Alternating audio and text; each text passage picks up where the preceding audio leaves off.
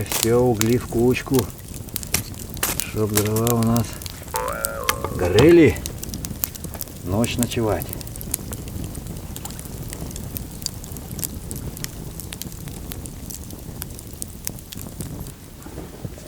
Здравствуйте, дорогие друзья, дорогие любители дикой природы, разных историй и просто позитивные люди. Сегодня я не один, со своим старым другом. Всем привет! Его зовут Руслан, будьте знакомы. Находимся мы в центре Восточной Сибири, Восточно-Сибирское плоскогорье на реке Ангаре, на нашей родине.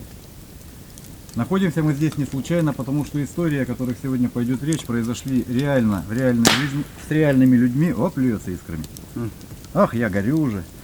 Произошла она именно здесь, на родине, и именно на Ангаре. Тема нашей сегодняшней беседы будет касаться медведя.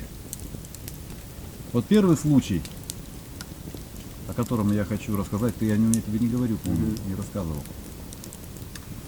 Я был маленький, наверное, я еще не ходил тогда в школу.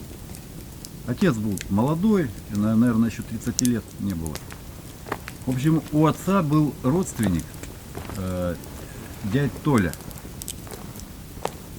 Всю жизнь он был охотником, рыбаком. У него не было одной руки и одной ноги, по-моему.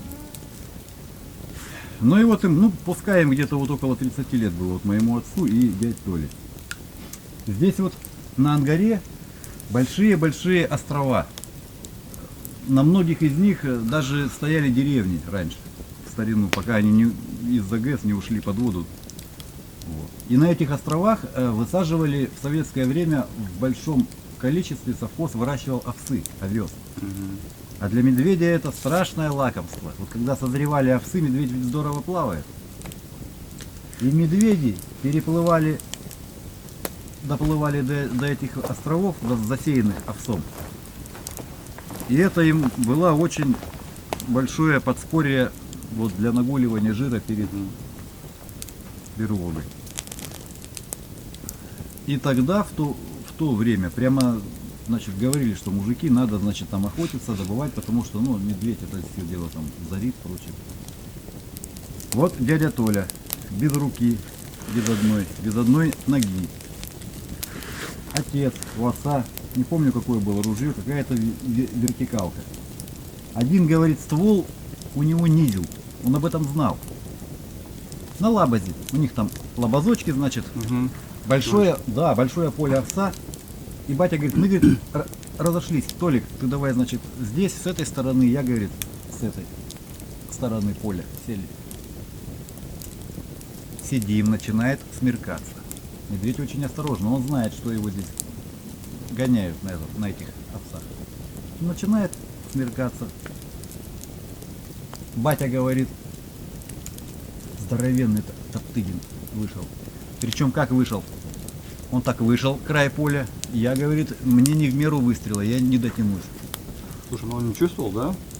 Против ветра? Он сначала, как не чувствовал? Он, как? Он понимает, что может быть. Он сначала все высмотрит, выглядит. Нет ли какой где опасности. Он же очень осторожный зверь. Но у него очень хорошее обоняние. У него обоняние, да, капитальнейшее обоняние. Он больше надеется все-таки на обоняние, на слух и на свою силу, чем на зрение уже в последнюю очередь. Говорит, вышел, говорит, здоровенный Топтыгин. Краем поля постоял, смотрю, его уже нет. Обошел тихонько, бесшумно практически. Он, говорит, мимо меня практически, говорит, прошел. И вышел уже с другой стороны. Видимо, решив, что нет опасности, приступил, значит, к своей трапезе, к этому овсу. Стреляю, говорит. Упал сразу. Здесь же поднялся. И побежал в сторону, а остров большой, там он лесом заросший. И побежал. Второй, ружье низит. Все, ушел Топтыгин. Спускаюсь, говорит, с лабаза. Смотрю, Толик идет. Че, Саня? Че, говорит, попал, но, по-моему, это самое. Вторым стволом, по-моему, обнизил. Пошли смотреть. Вот смотрим.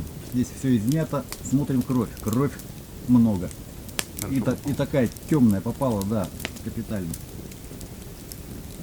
Вот мы, говорит, два дурачка. Пошли за ним, пошли сразу преследовать. Пересекают поле. Заканчивается поле, начинается лес, а в лесу еще темнее. Но пока еще, говорит, более-менее светло.